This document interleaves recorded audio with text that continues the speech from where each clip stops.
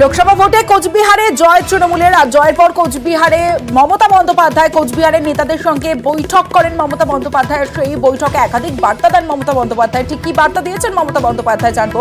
আবির ঘোষাল রয়েছে আমার সঙ্গে। আবির, দেখো, কোচবিহারের নেতাদের লোকসভা নির্বাচনে তারা যে সাফল্য এনেছেন তৃণমূল কংগ্রেসের তরফ থেকে, তার প্রশংসা করতে শোনা গিয়েছে মমতা বন্দ্যোপাধ্যায়কে। কোচবিহারের যে আসন, সেখানে এবারে আসনের লড়াই অত্যন্ত কঠিন ছিল এবং নিশীথ প্রামাণিকের বিরুদ্ধে লড়াই করে জগদীশ বসুনিয়া তিনি জয়লাভ করেছেন। প্রথম থেকে একটা ভিন্ন মহলের ধারণা ছিল যে কোচবিহারের যারা স্থানীয় নেতৃত্ব রয়েছেন তাদের নিজেদের মধ্যে সমঝোতার যে অভাব, সেটা কোথাও গিয়ে প্রকট থাকলে ফলে তার একটা প্রভাব পড়তে পারতো। যদিও দেখতে পাওয়া গিয়েছে যে কোচবিহারে তারা সবাই মিলে একসাথে কাজ করেছেন এবং এই ধারা যাতে আগামী দিনেও বজায় থাকে, মূলত সেই সংক্রান্ত বার্তা তাদেরকে তিনি দিয়ে রেখেছেন।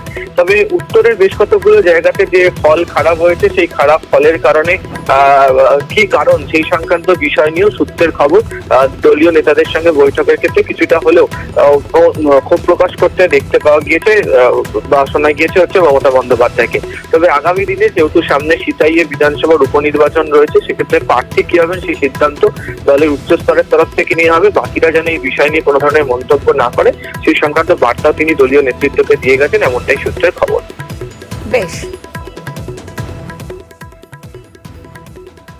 আর জয়ের পর কোচবিহারে মমতা বন্দ্যোপাধ্যায় মদন মোহন মন্দিরে যান, সেখানে পুজো দেন, আরতি করেন মুখ্যমন্ত্রী মমতা বন্দ্যোপাধ্যায়।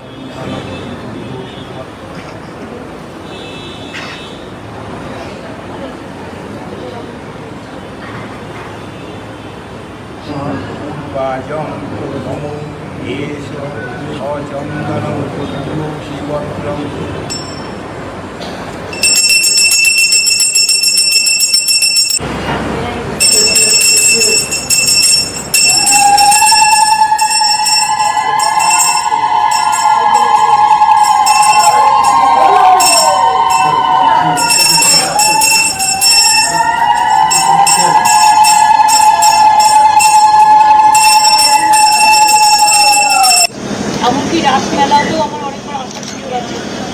সময় থাকলে আমি হয়তো শিবযজ্ঞ মন্দিরেও একবার যেতে পারতাম, কিন্তু আমি আর একটা জায়গায় যাব। আমি এখানে all caste, all community, all creed সকলকে, সেবায়ের সহ আমার মা বোনেরা, ভাইরা সহ সবাইকে পুজো দিলাম। আর আমার বক্তব্য একটাই, ছোট পত্রপত্রিকা ও ডিজিটাল মিডিয়ার তরফ থেকে একটা আবেদন ছিল যে আমরা একটা নতুন প্রস্তাব করেছি।